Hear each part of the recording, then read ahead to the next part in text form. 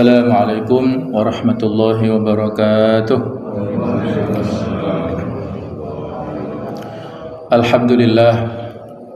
Alhamdulillahirabbil alamin wal aqibatu lil muttaqin wala udwana illa 'alal zalimin. Asyhadu an la ilaha illallah wahdahu la syarika lah wa asyhadu anna Muhammadan abduhu wa rasuluh la nabiyya ba'dah. Allahumma salli wa sallim ala sayyidina wa habibina wa maulana Muhammad wa ala alihi wa ashabihi wa ansarihi wa junudihi wa man sara ala nahjihi wa da'a bi da'watihi ila yaumil qiyamah. Allahumma inna nas'aluka ilman nafi'a wa na'udzu bika min ilmin la yanfa'. Subhanaka la ilma lana illa ma 'allamtana innaka antal alimul hakim wa tub alaina innaka antat tawwabur rahim. Rabbi shrah li sadri wa yassir li amri wahlul 'uqdatam min lisani yafqahu qawli, amma ba'd. Para jamaah hadirin hadirat rahimakumullah, pada kesempatan ini kita akan membahas tentang tafsir surah As-Saff sebagai kelanjutan dari surah Al-Mumtahanah. Hadirin rahimakumullah, tujuan pokok dari surah As-Saff ini ada dua, yaitu penegasan di dalam hati atau dalam dhamir seorang muslim bahwa agama Islam merupakan manhaj ilahi, konsep sistem yang disampaikan oleh Allah Subhanahu wa ta'ala bagi seluruh manusia dalam bentuknya yang terakhir, dan harus menjadi agama yang zahir, agama yang dominan, yang muncul, yang dimenangkan di atas muka bumi ini. Ini poin pertama, ya, tujuan pokok daripada surah As-Saff. Ada keyakinan yang kuat dalam diri kita bahwa Islam itu adalah sistem hidup yang paling sempurna.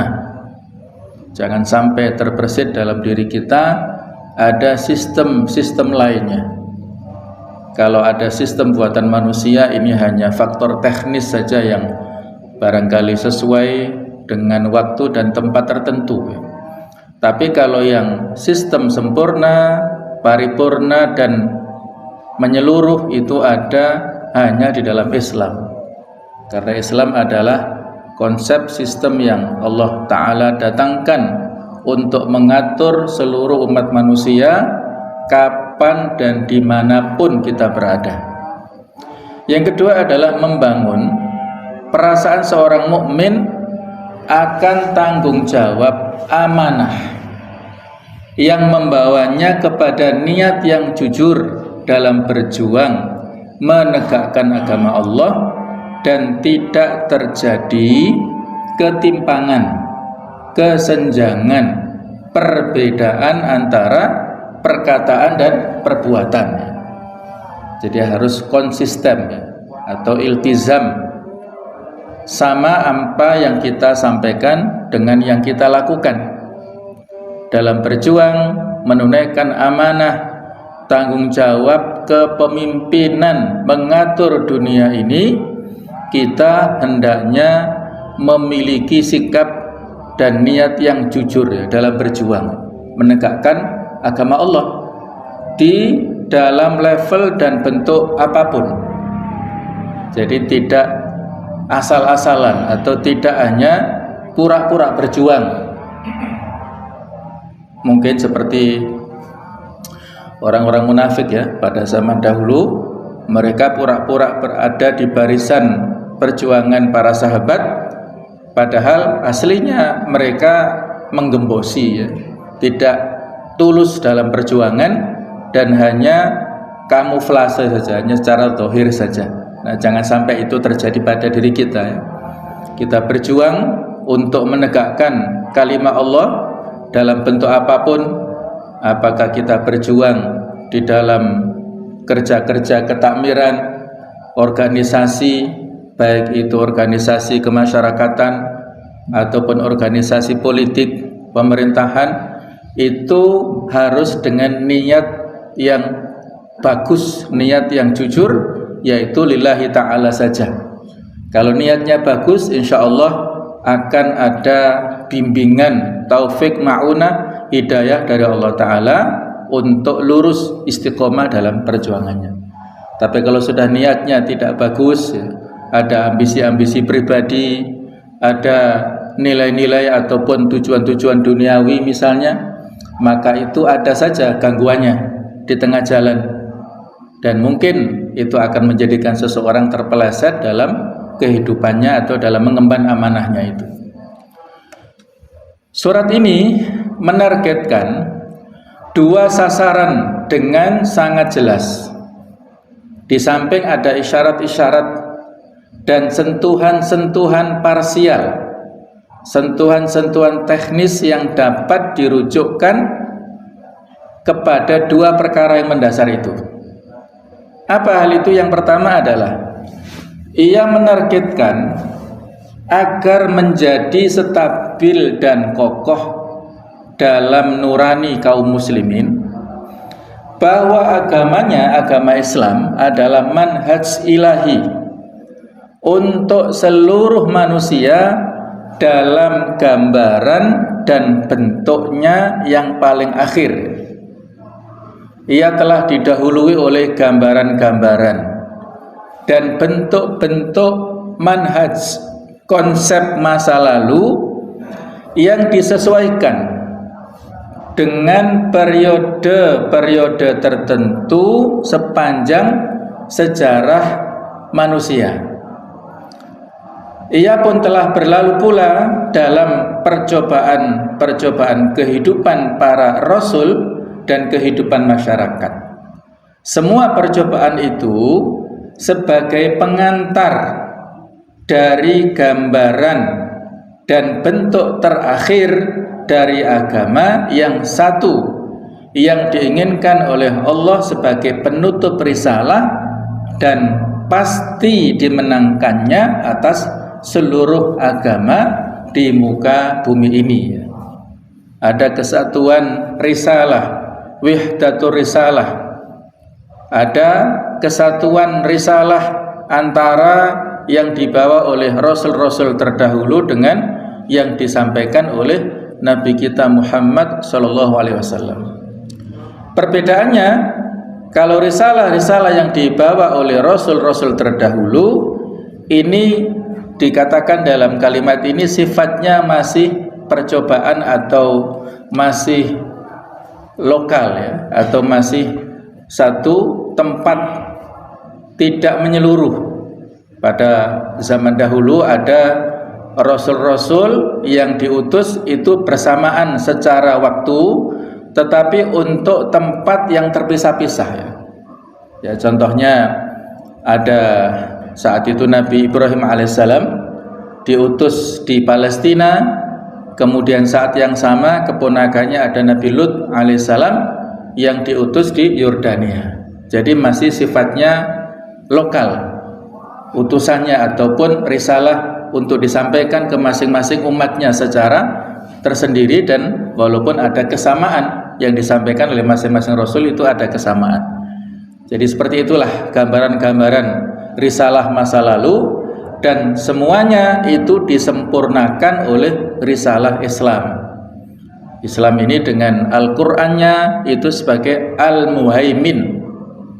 Al-Muhaimin artinya adalah menghimpun ataupun merevisi dan juga menyempurnakan dari risalah-risalah yang sebelumnya.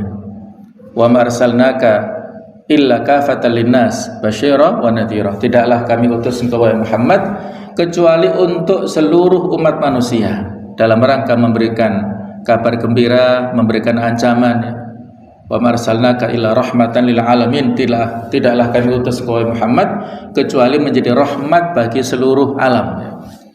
Jadi itulah yang perlu kita tanamkan kembali dalam diri kita, ya, dalam nurani kita masing-masing, tentang kebenaran agama Islam ini sebagai agama yang paling akhir, yang wajib diikuti oleh siapapun manusia pada saat ini ya, tidak ada pilihan lain.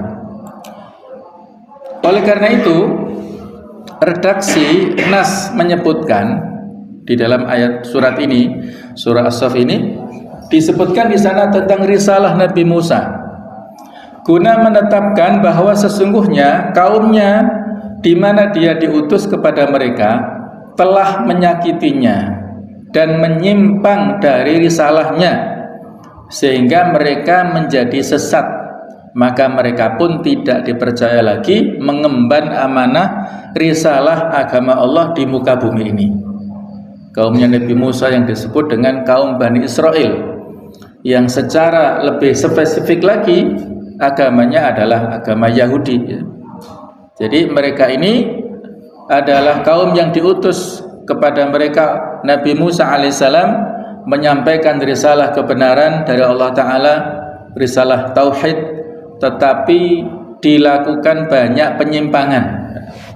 Jadi nanti akan disebutkan sedikit ya, atau sebagian daripada penyimpangan dan hal-hal yang membuat orang-orang Bani Israel ini menyakiti Nabi Musa, baik secara fisik ataupun secara psikis. Kemudian di dalam surat ini juga menyinggung tentang risalah Nabi Isa alaihissalam, guna menetapkan bahwa risalah itu datang sebagai pengembang dan penyempurna dari risalah Nabi Musa alaihissalam, sebagai pembenar bagi kitab-kitab sebelumnya, yaitu kitab Taurat, dan sebagai pembuka dan pengantar bagi risalah terakhir dan pemberi kabar gembira tentang kedatangan Rasul yang membawa risalah terakhir itu, guna sebagai perantara dan penghubung antara agama yang memiliki kitab yang pertama, yaitu agama yang dibawa oleh Nabi Musa, dan agama yang memiliki kitab yang terakhir, agama yang dibawa oleh Nabi Muhammad SAW. Jadi ada rentetan risalah di sini. Masing-masing ini adalah agama samawi, sehingga orang-orang ahlul kitab itu adalah mereka yang memiliki kitab-kitab samawi. Orang-orang Yahudi mendapatkan kitab Taurat yang disampaikan oleh Nabi Musa alaihissalam. Orang-orang Nasrani mendapatkan kitab Injil yang disampaikan oleh Nabi Isa alaihissalam. Masing-masing sebenarnya sama, ada kesamaan nilai-nilai dan risalah misi yang ada di dalam kitab-kitab samawi ini, karena datang dari Allah. Tetapi karena ada penyimpangan-penyimpangan yang dilakukan oleh para pengikutnya, maka ajaran masing-masing ini tidak asli lagi ya, tidak otentik ya. Jadi disinilah ada penekanan 3 nabi dan juga 3 umatnya, 3 risalahnya, yang kalau kita korelasikan dengan surat-surat yang lainnya, misalnya di surat At-Tin ya, yang sering kita baca dalam sholat-sholat karena memang relatif pendek ya. Wattini wazzaitun, demi buah tin dan buah zaitun. Wa turi sinin, dan juga bukit Tursina. Wa hadzal baladil amin, dan negeri yang aman, yaitu negeri Mekah. Jadi di dalam ayat-ayat pertama ini disebutkan tentang asal muasal 3 rasul. Wattini wazzaitun itu hanya ada di Palestina, Baitul Maqdis, di situ diutuslah Nabi Isa alaihissalam. Wa turi sinin itu adalah bukit Tursina, yang disitulah Nabi Musa alaihissalam mendapatkan kitab Taurat. Kemudian wa hadzal baladil amin, negeri Mekah, yang di situ diutuslah Nabi Muhammad sallallahu alaihi wasallam. Jadi 3 nabi inilah yang membawa risalah yang umatnya itu dominan sepanjang masa sampai saat ini ya. Kalau pada zaman Bani Israel itu adalah umat Yahudi itu yang dominan. Kemudian pada zamannya Nabi Isa itu adalah, walaupun pengikutnya sedikit, Al-Hawariyun itu hanya 12 orang, kemudian diikuti oleh generasi yang sesudahnya dan mereka banyak melakukan penyimpangan. Nah, yang paling banyak memang adalah pengikutnya Nabi Isa ini. Kalau sekarang ya, jumlah manusia sedunia itu 8 miliar lebih. Nah, pengikut agama Nasrani, Kristen itu 2 miliar lebih. Jadi pengikutnya terbesar sedunia. Sedangkan umat Islam itu adalah pengikut agama yang kedua, jumlah nominal ya. Kuantitasnya itu kedua, yaitu kurang lebih ya 2 miliaran lah ya. Jadi selisih sedikit dengan orang-orang pengikut agama Nasrani.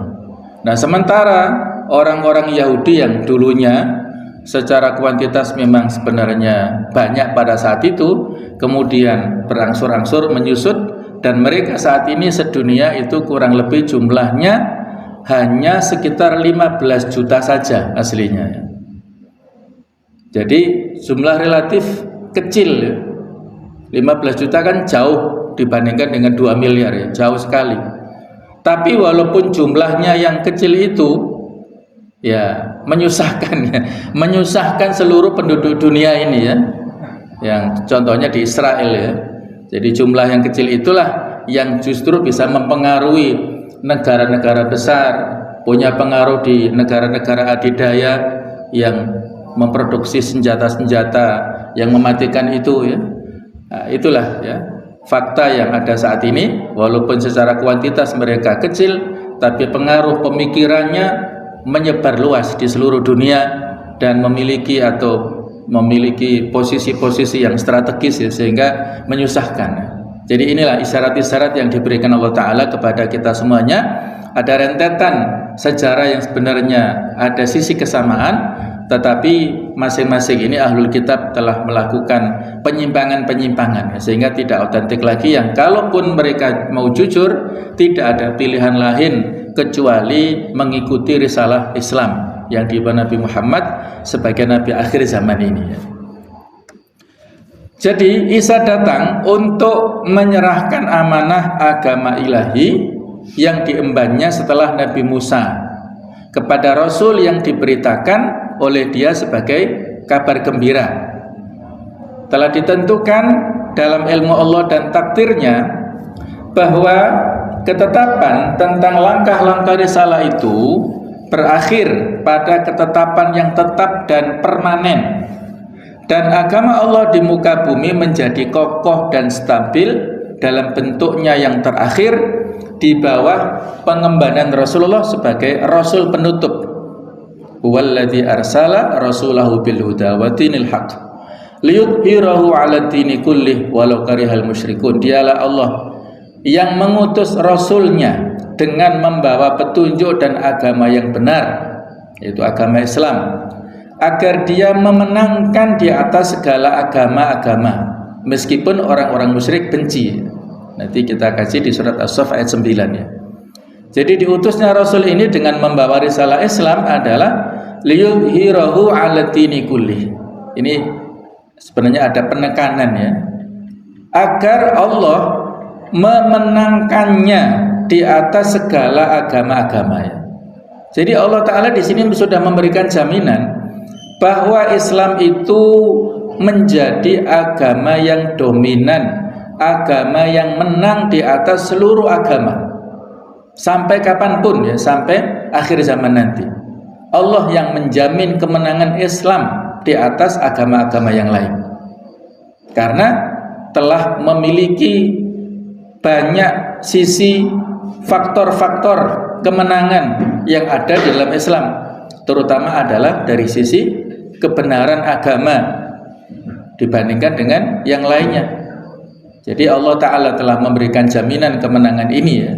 Tinggal kita kaum muslimin, apakah misalnya dalam sebuah pertandingan ya, perlombaan, ada tim yang sangat bagus dibandingkan dengan tim-tim yang lainnya, apakah kita ikut terlibat dalam proses nanti yang akan dimenangkan oleh tim ini atau kita tidak ikut? Itu kita punya pilihan ya. Apakah kita terlibat dalam proses pemenangannya sehingga nanti pun ketika dia mendapatkan kemenangan yang sesungguhnya, kita mendapatkan reward, mendapatkan hadiah, apresiasi misalnya, ataukah kita sekedar menjadi penonton saja yang kalaupun tim tersebut menang kita hanya sekedar senang saja tidak mendapatkan imbalan apa-apa. Itu semua kembali pada kita ya. Apakah kita ikut berkontribusi dalam proses kemenangan Islam atau kita hanya sekedar menjadi penonton, itu kita punya pilihan. Nah, jadi orang-orang yang terlibat dalam pemenangan Islam itulah nantinya yang akan mendapatkan apresiasi dan pahala reward dari Allah Ta'ala. Jadi kembali kepada kita semuanya, sekali lagi di dalam level dan juga peluang manapun yang kita sanggup untuk melakukannya, apakah di skala lokal, skala regional, atau bahkan mungkin skala internasional. Itu tergantung peluang kita masing-masing ya. Kemudian tujuan dan sasaran yang kedua itu terbangun di atasnya. Sesungguhnya setiap kesadaran terhadap hakikat ini serta pengetahuannya tentang kisah akidah dan jatahnya dalam mengemban amanah akidah itu di atas bumi ini diikuti dengan kesadaran terhadap beban-beban amanah itu, suatu kesadaran yang mendorongnya kepada kejujuran niat dalam berjihad untuk memenangkan agamanya atas seluruh agama lain di muka bumi ini, sebagaimana yang dikehendaki oleh Allah, juga agar dia tidak bingung dan ragu-ragu antara perkataan dan perbuatannya. Ini yang saya katakan di atas tadi ya. Jadi dalam memperjuangkan eksistensi daripada akidah Islam ini yang ada di bumi ini harus dibarengi dengan kejujuran niat dalam berjihad, dalam berjuang untuk memenangkan agamanya atas seluruh agama lain di muka bumi ini ya. Jadi tadi sudah ada jaminan liyudhhirahu 'ala dini kulli, idharuddin ya, tamkinuddin, mengeksiskan agama, memenangkan agama Islam itu sudah ada jaminan dari Allah Ta'ala. Tetapi di sini kita diminta untuk berkontribusi ya, berjuang bersama-sama untuk mengeksiskan dan memenangkan Islam ini. Jadi tinggal kita punya pilihan dan kita tidak boleh bingung serta ragu-ragu, tidak boleh pura-pura antara perkataan dan perbuatan itu harus konsisten ya. Tidak boleh hanya sekedar ya kamuflase ataupun isyarat-isyarat dohir saja, sebagaimana yang tadi saya gambarkan perjuangan yang dilakukan oleh orang-orang munafik pada zaman dahulu. Sangat keji dan buruk bila seorang mukmin telah menyatakan kesungguhannya untuk berjihad kemudian dia mengundurkan diri darinya, sebagaimana yang terjadi pada sebagian kelompok orang-orang Islam seperti yang disinggung oleh beberapa riwayat hadis. Oleh karena itu, dalam bagian pembukaan dari surat ini, setelah permaklumatan tentang tasbih alam semesta dan seluruh isinya kepada Allah Ta'ala, kemudian muncul ayat. Nanti kita akan kaji bersama. Ya ayyuhalladzina amanu lima taquluna ma la taf'alun. Wahai orang-orang beriman, mengapa kamu mengatakan apa yang tidak kamu perbuat? Kabura maqtan indallahi an taqulu ma la taf'alun. Amat besar kebencian di sisi Allah bahwa kamu mengatakan apa-apa yang tiada kamu kerjakan. Innallaha yuhibbul ladzina yuqatiluna fi sabilihi saffan ka'annahum bunyanun marsus. Sesungguhnya Allah menyukai orang-orang yang berperang di jalannya dalam barisan yang teratur, seakan-akan mereka seperti suatu bangunan yang tersusun kokoh. Di As-Saff ayat 2 sampai ayat 4 ini ya. Hadirin rahimakumullah, pada saat menjelang ya perang Uhud itu Nabi Muhammad SAW memberikan pilihan ya kepada para sahabat saat itu ya. Beliau bermusyawarah mengakomodir apa sih pendapat-pendapat para sahabat. Ada generasi tua saat itu yang memberikan saran, masukan, usulan supaya tetap bertahan di Madinah saja, tidak perlu keluar Madinah. Sementara dari barisan anak-anak muda dan juga terutama bagi yang tidak sempat ikut perang Badar dan ingin merasakan sensasinya peperangan melawan orang-orang kafir itu bagaimana, maka mereka mengusulkan keluar dari Madinah. Nah, saat itulah Nabi sallallahu alaihi wasallam mengakomodir pendapat kaum muda, yaitu keluar dari Madinah. Yang sebenarnya saat itu ada sebagian orang-orang atau para sahabat muda yang akhirnya berusaha untuk merevisi lagi ya. Kok mereka melihat ke jalan Nabi Muhammad sebenarnya memiliki kecondongan untuk bertahan di Madinah aslinya ya. Beliau punya kecondongan seperti itu, sehingga ketika beliau bersiap-siap menyuruh kepada istrinya untuk menyiapkan baju perang, baju besi, menyiapkan senjata, itu ada sahabat yang mendampingi dan membisiki beliau, Rasulullah, seandainya Anda keberatan nggak apa-apa, kami ingin mengikuti pendapat Anda untuk bertahan di Madinah. Maka Nabi mengatakan, pantang bagi seorang Rasul yang sudah mempersiapkan senjata, baju besi, peperangan ini, kemudian membatalkan niatnya, itu pantang. Jadi beliau sudah berazam, ya sudah, walaupun secara pribadi beliau tidak ingin keluar Madinah, tapi mengikuti suara mayoritas. Nah inilah contoh Nabi itu orangnya demokratis ya, mengakomodir pendapat yang mayoritas, dan akhirnya beliau mengalahkan pendapat pribadinya sendiri. Nah, akhirnya diikutilah pendapat untuk keluar dari Madinah. Nah saat dalam perjalanan itu ada disersi, ada orang-orang munafikin yang berusaha untuk ya melemahkan barisan kaum muslimin ya. Awalnya mereka 1.000 orang keluar dari Madinah untuk ke Uhud, tetapi di tengah jalan ada 300 orang yang disersi, yang pulang ya, tidak jadi melanjutkan perjalanan ya, karena itu tadi ya, mereka pura-pura berjuang ya, sehingga mereka nggak jadi berangkat ke medan Uhud ini. Dan itu mempengaruhi dua kabilah, yaitu kabilah Bani Salimah dan kabilah satunya, yang mereka ini diberitukan tugas untuk tugas yang penting ya, tetapi karena ada orang-orang para sahabat yang lainnya itu kelihatan pulang, itu melemahkan, sehingga Nabi memberikan motivasi. Bahkan Allah pun secara khusus menurunkan ayat di surah Al-Imran itu untuk memberikan motivasi kepada dua kabilah ini. Nah itu contohnya ya, bahwa dalam perjuangan ini pasti ada dinamika, ada lika-liku yang menjadikan ya niat kita itu ingin ini tadi, ada persoalan mengundurkan diri ya, mengundurkan diri dari medan peperangan itu ya, bahkan yang disebut melarikan diri itu dosa besar ya, atau wal yaumaz zahf, lari dari medan perang itu adalah termasuk dosa besar. Kemudian di tengah-tengah surat Allah menyeru mereka semua kepada perniagaan yang paling menguntungkan di dunia dan di akhirat. Ya ayyuhalladzina amanu hal adullukum ala tijaratin tunjikum min adzabin alim. Wahai orang-orang yang beriman, sukakah kamu aku tunjukkan suatu perniagaan yang dapat menyelamatkan kamu dari azab yang pedih. Jadi Allah Ta'ala di sini menyampaikan bahasa-bahasa yang kalau dalam bahasa kita agak pragmatis ya, bahasa yang mudah dipahami oleh setiap orang yang membaca ayat-ayat seperti ini. Bahasa tijarah tunjikum min adzabin alim, perniagaan yang dapat menyelamatkan kamu dari azab yang pedih. Apa tijarahnya? Perniagaan adalah tu'minuna billah, kalian beriman kepada Allah wa rasulihi, dan juga kepada rasulnya, wa tujahiduna fi sabilillah bi amwalikum wa anfusikum, serta kalian berjihad di jalan Allah dengan harta-harta dan jiwa-jiwa kalian.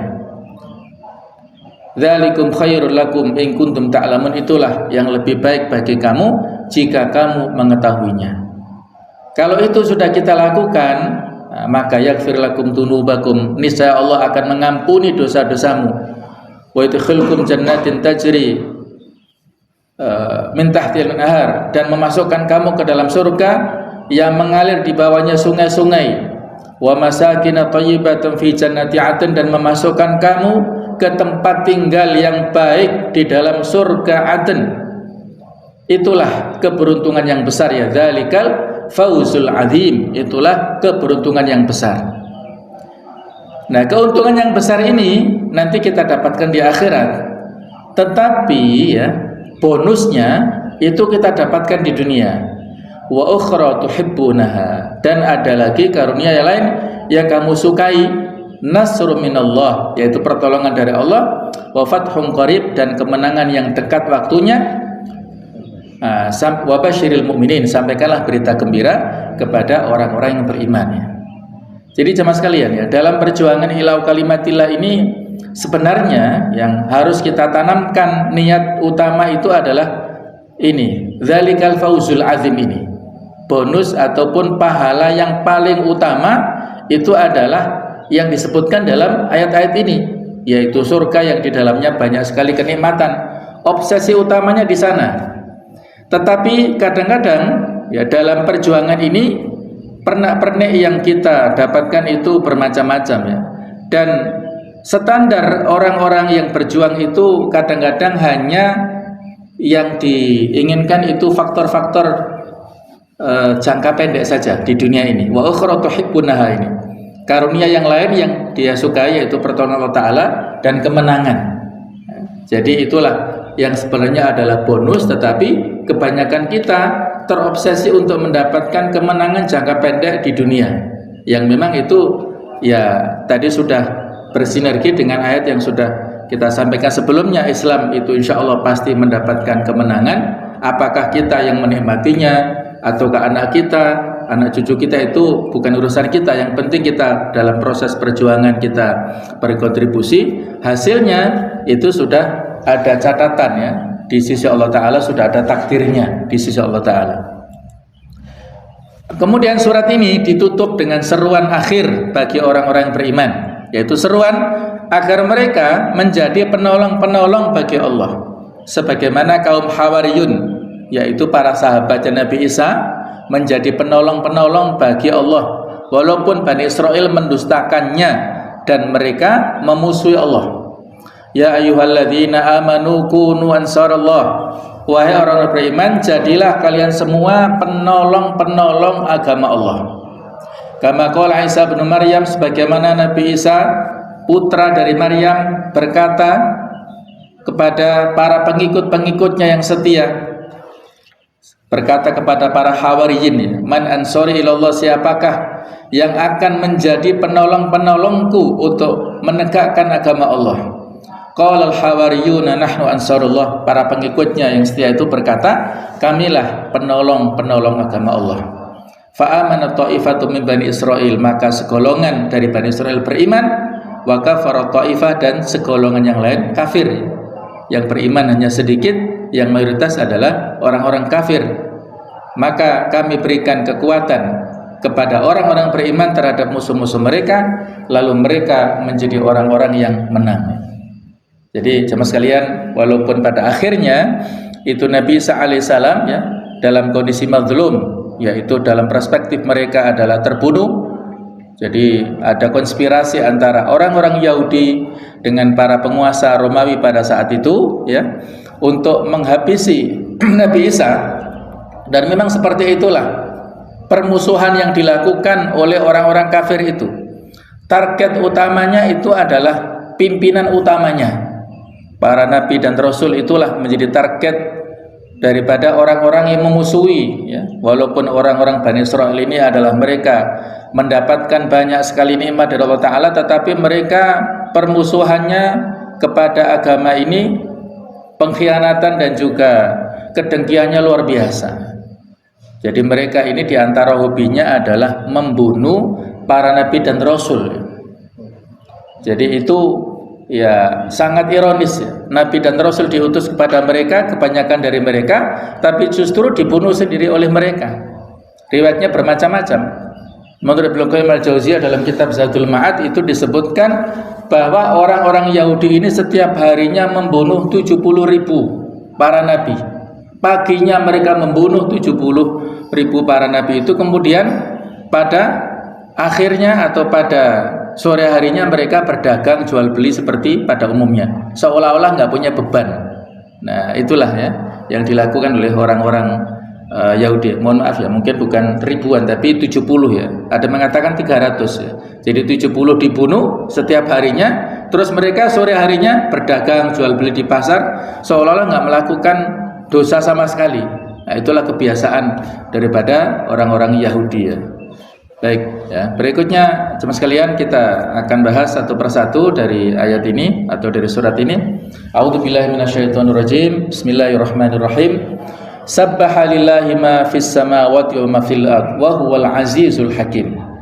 Bertasbih kepada Allah apa saja yang ada di langit dan apa saja yang ada di bumi. Dialah yang maha perkasa lagi maha bijaksana.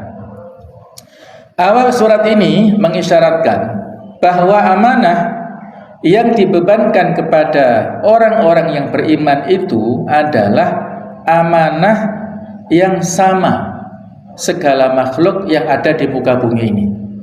Jadi perintah yang disampaikan Allah Ta'ala kepada orang-orang yang beriman itu sama ditunaikan juga oleh makhluk-makhluk yang lain. Ini mengisyaratkan bahwa akidah yang meminta mereka untuk berjihad karenanya adalah akidah yang sama setiap makhluk yang ada di langit dan di bumi. Kemenangan agama Islam atas seluruh agama di dunia adalah fenomena alam semesta yang seiring dengan arah alam semesta seluruhnya mengarah ke hadapan Allah Ta'ala yang maha perkasa lagi maha bijaksana. Jadi inilah ya isyarat-isyarat yang bisa kita tadabburi dari ayat ini ya. Allah Ta'ala menjelaskan tentang tasbihnya seluruh makhluk yang ada di alam raya ini. Dan surat-surat yang ada di juz 28 ini ya sebagian diawali dengan kata-kata sabbaha, ada yang yusabbihu, kalau sabbaha fi'il madhi, kalau yusabbihu fi'il mudhari'. Ini semuanya menggambarkan ya bahwasannya ada ketundukan di alam kauniyah, ada ketundukan keislaman dari seluruh alam raya. Mereka ini tunduk dengan aturan Allah Ta'ala, ada sunnah kauniyah yang dilakukan oleh seluruh makhluk ya, mereka tunduk dengan aturan Allah Ta'ala kepada alam semesta. Maka disitulah ada konsekuensi yang harus dilakukan oleh umat manusia. Jadi kalau alam raya mereka itu tunduk dalam aturan Allah Ta'ala yang disebut dengan sunnah kauniyah, ketentuan Allah Ta'ala yang berlaku untuk seluruh alam. Sedangkan umat manusia ada yang disebut dengan sunnah syar'iyah, yaitu ketentuan yang sifatnya syar'i. Kalau makhluk-makhluk Allah Ta'ala tunduk, mereka bertasbih, mereka menyerahkan totalitas, tidak ada satupun makhluk yang lewat daripada aturan Allah Ta'ala. Tata surya, ada matahari berjalan di porosnya, ada bumi, ada bulan, ada planet-planet yang lainnya, semuanya kulun ya, semuanya itu berlalu atau lewati kepada poros edarnya yang kalau itu terlepas saja dari porosnya maka akan terjadi kekacauan ya. Jadi semuanya itu telah mengislamkan totalitas, menyerahkan totalitas semuanya kepada aturan-aturan yang ada di alam raya ini. Maka manusia pun sebenarnya juga demikian ya. Kita di satu sisi tidak bisa lepas dari sunnah kauniyah. Kalau kita tidak makan itu akan lapar, tidak minum akan haus, tidak istirahat akan ngantuk, itu sunnah kauniyah yang nggak bisa kita hindari. Maka harusnya seperti itu pula sikap kita kepada sunnah syariah, aturan Allah Ta'ala untuk yang kita lakukan dalam hidup ini, aturan syariat itu harusnya kita tidak bisa lepas dari itu. Nah, tetapi pada faktanya manusia tidak konsisten ya. Satu sisi mereka tidak bisa melepaskan diri daripada sunnah-sunnah kauniyah, tetapi saat yang lain dia tidak konsisten, tidak mau ikut dengan aturan-aturan agama.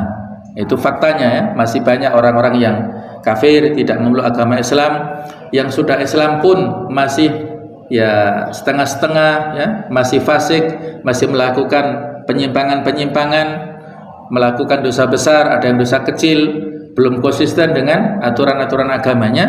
Nah itulah ya, perintah ataupun yang diingatkan di sini ya, harus ada konsistensi dalam diri kita masing-masing, karena akidah ataupun keyakinan yang dimiliki ataupun ketundukan yang dilakukan oleh seluruh makhluk itu seiring sejalan dengan ketundukan yang harusnya dilakukan oleh siapapun yang berjuang membela agama ini. Jadi sebenarnya kalau kita memperjuangkan Islam ini dalam bentuk dan juga dalam kegiatan apapun itu seiring sejalan ya. dengan apa yang dilakukan oleh alam raya ini. Jadi ada keseimbangan ya. Sehingga harus kita sadari ataupun harus ada semacam konsistensi ya dalam hati kita ya, terkait dengan kesatuan yang ada di alam raya ini dengan kita yang berjuang untuk membela agama Allah ini. Jadi tidak boleh dengan suasana hati yang kacau ataupun yang penuh dengan berbagai macam motivasi yang tidak baik tadi ya. Kemudian dilanjutkan, ya ayyuhalladzina amanu lima taquluna ma la taf'alun kabura maqtan indallahi an taqulu ma la taf'alun. Kemudian Allah menyalahkan orang-orang yang beriman dengan celaan yang keras atas kasus yang terjadi pada sebagian dari mereka, bukan semuanya ya, tapi hanya sebagian. Suatu kasus yang dibenci oleh Allah sekeras-kerasnya dan melaknatnya sebesar-besarnya. Kasus yang menjadikan orang-orang yang beriman merasa jijik terhadapnya, serta khusus yang disebutkan di ayat ini ya, wahai orang beriman, mengapa kalian mengatakan apa yang tidak kalian perbuat? Amat besar kebencian di sisi Allah Ta'ala bahwa kamu mengatakan apa-apa yang tidak kamu kerjakan. Yang kalau kita lihat di antara riwayat latar belakang ya, turunnya ayat ini adalah sebagaimana yang disampaikan oleh Ali bin Tolha, mengatakan bahwa Ibnu Abbas berkata, beberapa orang dari kaum mukminin sebelum diwajibkan jihad itu berkata, kami senang bila Allah menunjukkan kepada kita amal yang paling dicintainya sehingga kita pun mengerjakannya. Maka Allah pun memberitahukan kepada Rasulnya bahwa amal yang paling dicintai oleh Allah adalah beriman kepadanya yang tidak dicampuri dengan keraguan sedikit pun di dalamnya, dan berjihad melawan orang-orang yang bermaksiat kepadanya, yang menentang kepada Allah, yang telah menentang dan menyimpang dari iman dan tidak mengikrarkannya. Nah, setelah kewajiban jihad turun, sebagian orang-orang yang beriman itu enggan dan tidak senang. Mereka merasa sangat sulit melaksanakannya. Nah, itulah ya teguran ya yang disampaikan Allah Ta'ala, sehingga turunlah ayat ini. Hai orang-orang beriman, mengapa kamu mengatakan apa yang tidak kamu perbuat? Amat besar kebencian Allah Ta'ala bahwa kamu mengatakan apa-apa yang tidak kamu kerjakan ya. Jadi mereka ya, sebagian tentunya tidak semuanya, sebagian itu menanyakan tentang amal mulia yang Allah Ta'ala cinta dan Rasulnya juga demikian. Ketika disebutkan bahwasanya itu adalah jihad, berjihad, berjuang melawan orang-orang yang bermaksiat, apakah mereka di barisan orang-orang kafir ataukah di barisan kaum muslimin ya, mereka-mereka yang menentang aturan-aturan Islam ini. Tetapi orang-orang yang mengusulkan, yang berobsesi itu tidak menyukainya ya. Jadi Allah Ta'ala menyindir di dalam ayat yang lainnya, kutiba alaikumul qital wa huwa kurhul lakum, diwajibkan kepada kalian peperangan sementara itu adalah kalian benci. Asa antakrahu syai'an wa huwa khairul lakum, boleh jadi ketika kalian membenci sesuatu padahal itu adalah baik untuk kalian, dan kebalikannya wa asa an tuhibbu syai'a wa huwa syarrul lakum, boleh jadi kalian menyukai sesuatu padahal itu adalah buruk bagi kalian ya. Biasanya tentang masalah qitalnya tidak dibaca ya, dan yang diberikan atau yang diambil pelajaran adalah potongan yang berikutnya tadi. Dan itu boleh-boleh saja ya, tidak harus rentetan, walaupun kalau kita sambung itu lebih baik, tapi konteksnya di sini bukan semata-mata dalam peperangan ya. Jadi kalau pada sebagian generasi sahabat dulu ada yang tadi ya, yang tidak menyukai tentang masalah peperangan, dan boleh jadi hal yang tidak kita sukai itu justru di sana ada kebaikan. Itu pun juga bisa kita ambil faedahnya dalam kehidupan sehari-hari. Boleh jadi kita mendapatkan takdir-takdir dari Allah Ta'ala yang tidak kita sukai, kita diwajibkan ini, diwajibkan itu, padahal justru disitulah ada keberkahan, ada kenyamanan, ada hikmah yang bisa kita ambil. Karena ketika kita menyukai segala sesuatu itu belum tentu memberikan manfaat Ya, boleh jadi ketika kita berobsesi tentang sesuatu, maka di situ justru ada ujian yang justru akan memberikan madarat kepada kita ya. Jadi semua yang diberikan takdir Allah Ta'ala itulah yang terbaik. Al khairu ma qadarahullah. Yang terbaik itu adalah yang ditakdirkan oleh Allah Ta'ala. Ada kisah hikmah yang bisa kita ambil pelajaran ya, barangkali kita pernah mendengarnya lah ya. Ada seorang Perdana Menteri yang selalu berpikiran positif. Dia sangat loyal kepada rajanya, tetapi juga kritis ya. Jadi dia loyal dan juga kritis, tidak loyal membabi buta. Jadi loyalitasnya itu dengan kritis dan konstruktif ya, membangun lah ya.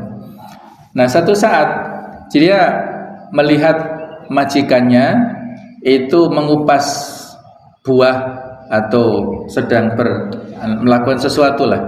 Nah kemudian majikannya ini ya, kena senjata lah, pisau atau apa yang dia gunakan sehingga cacat, ada jari-jarinya yang terputus ya.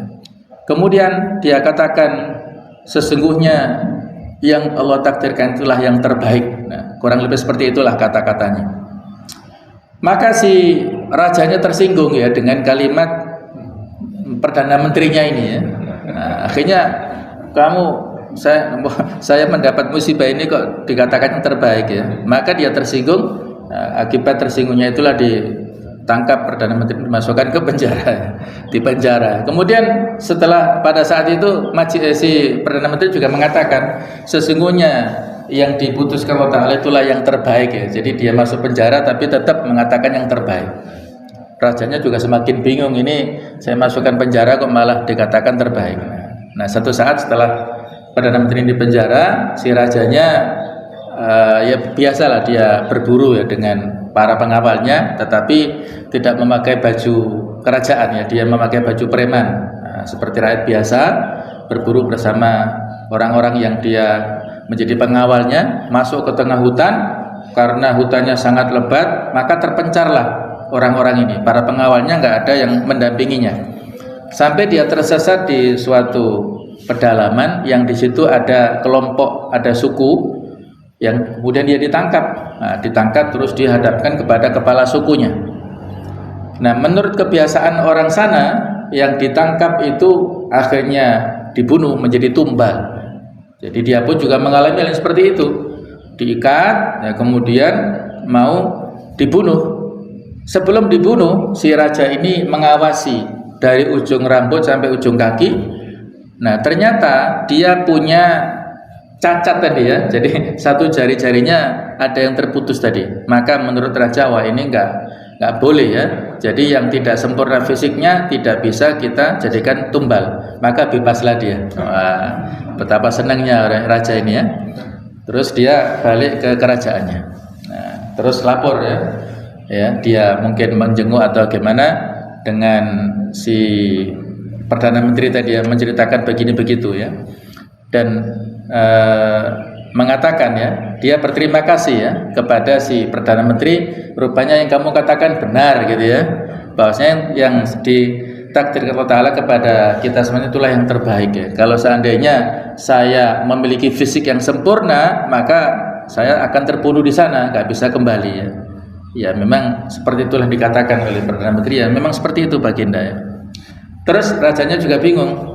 Terus kenapa pada saat aku masukkan kamu ke penjara kamu mengatakan hal seperti itu? Maka kata Perdana Menteri, ya memang seperti itulah wahai Paduka Raja ya. Kalau saya tidak masuk penjara, pasti saya akan mendampingi panjenengan untuk berburu ke tengah hutan sana. Kalau panjenengan dibebaskan, maka saya akan ditangkap, yang akan dibunuh oleh si raja itu ya. Maka saya pun juga mendapatkan kebaikan ya di penjara ini. Nah, seperti itulah sama sekalian ya. Jadi akhirnya ya mereka sama-sama ketawa kan ya. Mereka sebenarnya berteman ya, tetapi karena ada perbedaan sehingga menjadikan ya ada teknis-teknis. Jadi akhirnya mereka menikmati apa yang diberikan Allah Ta'ala kepada masing-masing ini ya. Nah, boleh jadi seperti itulah sama sekalian ya. Kadang-kadang kita menginginkan sesuatu ya, sementara kalaupun nggak terkabulkan, kita nelongso, kita protes dan sebagainya. Padahal kalau dikabulkan itu justru menjadikan seorang itu madharat ya. Misalnya dia ada seorang yang pejabat ya, dia birokrat ya, misalnya ingin naik jabatan dan lain sebagainya ya. Jadi mungkin dia di level jabatan tertentu nggak naik-naik, mungkin hanya mutasi sana mutasi, tapi eselonnya sama misalnya. Kenapa? Karena kalau mungkin dia mendapatkan jabatan yang lebih strategis, itu dia nggak kuat ya, tidak kuat imannya dan menjadikan dia terpeleset, bahkan mungkin kalau bahasa sekarang mungkin kena OTT ya, operasi tangkap tangan dari KPK misalnya ya, Allah alam. Bisa jadi ya. Jadi ya beberapa waktu yang lalu kan ada ya di Kota Malang yang rombongan ya masuk ke pesantren itu ya. Jadi rombongan 43 orang saat itu ya, hanya 2 orang karena 2 orang ini sakit ya, sehingga nggak ikut teman-temannya masuk pesantren ya. Nah, jadi yang tidak jadi saat itu ya, tidak jadi dewan ya, akhirnya oh, alhamdulillah nggak terpilih pada saat itu ya, sehingga nggak ikut teman-temannya ya. Jadi Allah alam ya, masing-masing ini semua sudah ada ketentuannya, sudah ada takdirnya, tinggal bagaimana kita mensikapi secara positif apa yang diberikan Allah Ta'ala kepada kita. Orang mukmin itu adalah semuanya mensikapi dengan yang positif ya. Idza nasobatu sarra syakara, kalau dia ditimpa kesenangan dia bersyukur, fakana khairan lahu, dia itu adalah yang lebih baik. Kalau kebalikannya, wa nasobatu dharra, kalau dia ditimpa keburukan dia bersabar dan itu adalah baik untuknya. Jadi sababun nuzulnya seperti ini ya. Sebenarnya ini hal sababun nuzul ini menjadi isyarat-isyarat bagi kita ya untuk yang lain-lainnya, dan para ulama memang beda pendapat apakah ayat-ayat tertentu itu terbatas pemaknaannya pada latar belakang turunnya ataukah bisa diberikan sebagai pelajaran untuk yang lainnya. Kalau lebih suka ke yang kedua ya. Jadi al-ibratu bi umumil lafzi la bi khusus sabab. Pelajaran yang bisa kita ambil itu dengan keumuman lafadznya, bukan dengan kekhususan sebabnya. Walaupun sebabnya di sini adalah faktor tentang masalah perjuangan, masalah jihad, tetapi kita lihat dari sisi redaksi ayat yang sifatnya umum, maka bisa kita gunakan untuk yang lain-lainnya ya. Saya pernah ngisi salah satu materi yang tidak membahas tentang ayat ini, tapi ada salah satu jamaah yang bertanya tentang ayat ini ya. Jadi dia merasa dilematis, terutama dalam pendidikan anak-anak ya. Jadi anak-anaknya ingin menjadi anak-anak yang baik, tetapi dia menyadari belum seutuhnya menjadi orang tua yang baik. Bagaimana sikap orang tua supaya dia tidak terkena teguran di ayat ini ya. Kadang-kadang orang tua memerintahkan, nah sana sholat jamaah ke masjid ya, misalnya ya. Bapaknya masih nonton bola ya, di televisi atau mungkin di yang lainnya kalau sekarang model-model di HP ya. Nah, jadi orang tuanya sholat di rumah, nyuruh anaknya ke masjid sholat jamaah. Nah, orang tuanya nyuruh anak-anaknya supaya rajin menghafal Quran. Nah, bapaknya tidak mau menghafal Quran atau mungkin dia tidak punya kemampuan ya, sehingga menjadi malas. Jadi bagaimana sikap orang tua supaya kita tidak kena teguran dengan ayat ini ya, seolah-olah tidak konsisten apa yang diperintahkan, yang disampaikan dengan yang dilakukan. Nah, jadi memang ini jawabannya agak rumit ya. Yang intinya mas sekalian ya, bahasnya untuk menjadi muslim itu kita kan nggak bisa sempurna ya. Para sahabat dulu tidak menunggu mereka memiliki kemampuan sempurna untuk menyampaikan kebenaran. Justru sedikit demi sedikit mereka mendapatkan ilmu itu disampaikan. Mu'adz bin Jabal ketika dapat ilmu diutus ke Yaman menjadi duta dai. Mus'ab bin Umar ketika dapat ilmu diutus ke Madinah.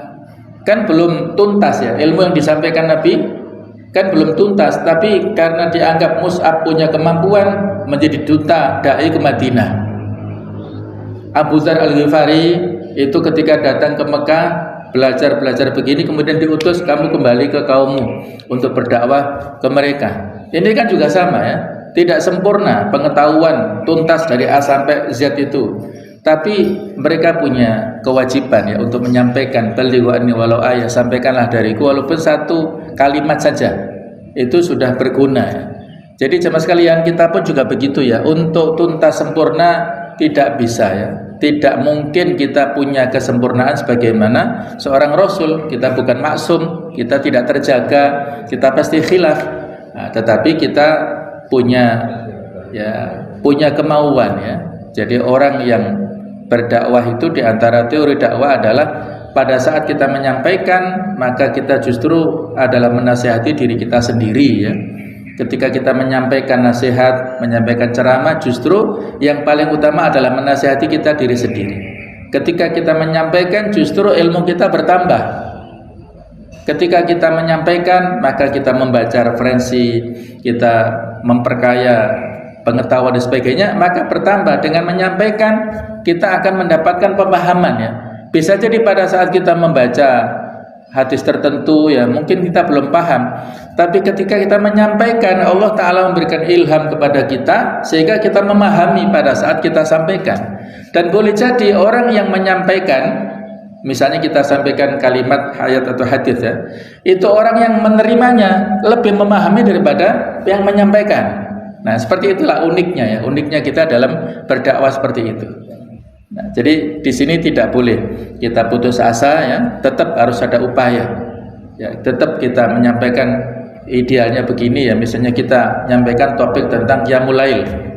Nah, fadilahnya begini begitu. Maka kita sampaikan, walaupun saya tidak bisa konsisten tiap malam, tapi tetap ada usaha. Mari kita bersama-sama ya, bersama-sama berusaha untuk menunaikan amanah qiyamul lail ini dengan fadilahnya begini begitu ya, saling menguatkan. Nah, seperti itulah ya bangunan Islam yang tidak bisa sempurna kecuali dengan kebersamaan tadi. Pendapat ini disetujui dan dipilih oleh Ibnu Jarir at-Tabari dalam tafsirnya. Ibnu Katsir berkata dalam kitab tafsirnya bahwa jumhur ulama memposisikan ayat ini bahwa ia turun ketika orang-orang yang beriman banyak yang merindukan kewajiban jihad atas mereka. Namun ketika kewajiban itu turun, ada sebagian yang berpaling. Kemudian ayat ketiga mengisyaratkan tentang tema yang langsung, di mana sebagian orang-orang beriman mengatakan sesuatu yang tidak mereka kerjakan, yaitu jihad. Ia telah ditetapkan sebagai amal yang dicintai Allah dan diridhai olehnya. Jadi jihad sebagai dzalikal fauzul azim ya, yang disebutkan pada ayat sesudahnya, tetapi justru menjadi hal yang mungkin bisa memberatkan oleh sebagian ya, karena faktor-faktor tertentu ya, yang memang kalau dalam sejarah perjuangan Nabi sallallahu alaihi wasallam yang biasanya berat ya untuk berangkat jihad itu adalah orang-orang munafik. Dan juga ada sebagian yang mungkin karena ada udzur ya, misalnya pada saat perang Tabuk ya, ada sebagian yang udzur, terutama 3 orang yang udzur, yang merasa ya udzurnya ini tidak syar'i lah ya, alasannya tidak syar'i, sehingga ada teguran untuk masing-masing ya, seolah-olah mereka tidak disapa ya, tidak ditegur ya selama batas waktu tertentu ya, mungkin sekitar ya beberapa waktulah ya, yang mereka tidak mendapatkan interaksi yang baik dari orang-orang yang beriman. Nah, ini menjadikan misalnya Ka'ab bin Malik ya, yang saat itu masih usia muda, sehingga seolah-olah dunia sempit baginya karena dia muda dan kesana kemari tidak ada yang menyapa. Ketika dia bertanya juga tidak ditanggapi oleh kawan-kawannya. Dan pada saat puncaknya dalam kegelisahan dan kegalauan, ada surat dari Raja Ghassan yang menawarkan, wahai Ka'ab, saya melihat kamu mendapatkan perlakuan begini begitu dari Nabi Muhammad dan juga dari para temanmu, maka saya tawarkan kepadamu posisi jabatan yang strategis. Nah, itu kan tawaran ya dari orang-orang kafir. Nah, tapi dia punya iman yang kuat, dirobek-robeklah surat itu dan dia tetap konsisten dengan barisan Islam. Itu diabadikan di dalam hadis di Riyadhus Shalihin ya, ada cerita yang panjang lebar tentang masalah itu. Kemudian ayat berikutnya, innallaha yuhibbul ladzina yuqatiluna fi sabilihi saffan ka'annahum bunyanun marsus. Sesungguhnya Allah menyukai orang-orang yang berperang di jalannya dalam barisan yang teratur, seakan-akan mereka seperti suatu bangunan yang tersusun kokoh. Jadi ia bukanlah sekedar perang dan jihad, namun ia adalah berperang dan berjihad di jalan Allah. Berperang harus bergabung dalam jamaah kaum muslimin dan berada dalam barisan ya. Berperang harus dalam posisi yang kokoh dan bertahan kuat dan teratur. Dalam barisan yang teratur seakan-akan mereka seperti bangunan yang tersusun kokoh ya. Jadi bisa kita lihat redaksi dalam ayat ini ya. Innallaha yuhibbul ladzina yuqatil alladzina di sini adalah isim jamak ya, yang mengartikan orang-orang yuqatiluna yang mereka itu berjuang fi sabilihi di jalan Allah. Jadi dalam berjuang ini nggak bisa sendirian melawan orang-orang kafir dengan berbagai macam kekuatan senjatanya. Ini tidak bisa sendirian. Kita harus bersama-sama dalam sebuah komunitas jamaah kaum muslimin ini dan dalam barisan ya. Kalau keluar dari barisan, wah ini bahaya. Bukan hanya manusia ya, digambarkan dalam hadis alaikum bil jamaah. Kalian harus berada dalam sebuah komunitas kebersamaan. Fa inna ma ya'kulu dhibu minal ghanamil qasiyah, karena serigala itu memakan kambing yang sendirian yang tidak ada dalam komunitasnya. Kalau dia bersama-sama dengan kambing yang lain, serigala takut. Tapi kalau kalau kambingnya keluar, gampang mudah ditangkap oleh serigala ini. Nah, begitu pula manusia kaum muslimin ini, kalau dalam barisan yang kokoh, yang terpadu, maka akan menggetarkan musuh-musuh Islam. Tapi kalau mereka kaum muslimin tercerai-berai, ada yang di kanan, di kiri, terus di depan, di belakang mereka berpencar-pencar, tidak kokoh barisannya, maka ini akan mudah dihancurkan oleh musuh-musuh Islam. Jadi ada gambaran yang sangat bagus di sini ya. Saffan ka'annahum bunyanun marsus. Dalam ayat ini Allah memuji orang-orang yang berperang di jalannya dengan barisan yang teratur dan persatuan yang kokoh. Allah menyukai kaum muslimin yang demikian. Tidak ada celah-celah perpecahan walau yang kecil sekalipun. Ini contohnya seperti tembok yang kokoh yang tersusun rapat dari batu-batu beton. Ayat ini mengisyaratkan kepada kaum muslimin agar mereka menjaga persatuan yang kuat dan persatuan yang kokoh, mempunyai semangat yang tinggi, suka berjuang dan berkorban, membentuk dan menjaga persatuan serta kesatuan di kalangan kaum muslimin. Berarti apa? Menyingkirkan segala sesuatu yang mungkin menimbulkan perpecahan, seperti perbedaan pendapat tentang sesuatu yang sepele dan tidak penting, sifat mementingkan diri sendiri, membangga-banggakan suku dan keturunan, mementingkan golongan, tidak berperi kemanusiaan dan sebagainya. Oleh karena itulah dalam membina persatuan dan kesatuan, Allah mengingatkan, memperingatkan dan memerintahkan kaum mukminin menjaga dan mengatur shaf barisan dalam sholat dengan rapi, bahu-membahu, tidak ada satupun tempat yang kosong. Tempat yang kosong akan diisi oleh setan, sedangkan setan adalah musuh manusia. Tidak baik jika seseorang sholat sendirian di belakang shaf, kecuali dengan menarik ke belakang seorang yang berada dalam shaf yang di depannya. Mengatur barisan dalam shaf dalam sholat merupakan latihan mengatur barisan dalam berjihad di jalan Allah. Baik ya, jemaah sekalian, ini adalah perintah kita untuk selalu bersama-sama ya dalam sebuah komunitas kebersamaan tadi ya. Ada hadis yang mengatakan al-muslimu lil muslimi kal bunyan yashuddu ba'du ba'dha, kama qala, seorang muslim satu dan yang lain adalah seperti bangunan yang kokoh yang saling memperkuat satu dengan yang lain. Jadi di sini digambarkan seperti tembok ini ya. Yang kalau tembok ini rata dan juga tidak ada lubangnya, maka semakin bertahan lama ya. Tapi kalau ada lubangnya, nanti dimasuki oleh air, meresap di sana, menjadi keropos tembok ini dalam waktu tertentu ya. Dan juga ada filosofi bangunan di sini ya. Kekokohan bangunan ini kan satu sama lain saling sinergis. Ada yang nampak dari luar, yaitu ada catnya, mungkin ada apa lagi? Pokoknya ada temboknya lah yang tampak dari luar ya. yang tampilannya dari luar, itu bisa menjadi kebanggaan. Tetapi justru yang kokoh itu kan bukan dari luar, tapi dari dalamnya kan. Kalau cor-coran tidak ada besinya kan bisa hancur. Rumah tidak ada besinya itu juga gampang keropos, kalau ada gempa itu juga gampang hancur. Justru besinya tidak kelihatan. Yang memperkokoh bangunan itu justru nggak nampak dari luar. Ada besinya, apalagi Pak, mungkin ada pondasinya yang ada di dalam batu-batu kali itu kan tertutup semuanya, tertutup dengan keramik, dengan lantai dan lain sebagainya. Nah, kita di barisan kaum muslimin juga filosofinya seperti itu, saling sinergis, ada yang nampak dari luar, ada yang memperkokoh dari dalam. Justru yang berjasa memperkokoh dari dalam itu tidak kelihatan. Di sini orang-orang ada di balik layar ya.